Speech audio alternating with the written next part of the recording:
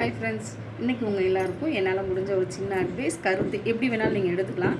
எப்போவுமே நீங்கள் ஒரு வேலை செய்கிறீங்க அப்படின்னா அந்த வேலையை நீங்கள் உங்களுக்கு பிடிச்சி தான் நீங்கள் செய்ய ஆரம்பிச்சிருக்கீங்க இல்லையா?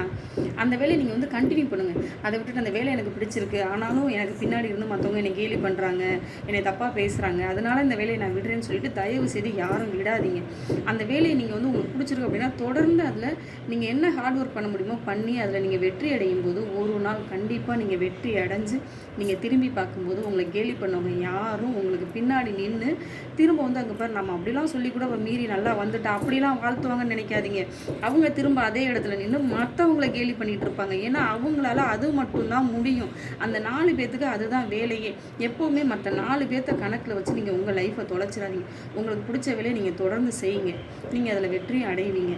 மற்றவங்களுக்காக உங்கள் வேலையை நிப்பாட்டாதீங்க. உங்களுக்கு பிடிக்கலனா மட்டும்தான் நிப்பாட்டணும். என்னோட கருத்து பிடிச்சிருக்கு அப்படின்னா லைக் பண்ணுங்கள், ஷேர் பண்ணுங்கள், மறக்காமல் என் சேனலை சப்ஸ்கிரைப் பண்ணுங்கள்.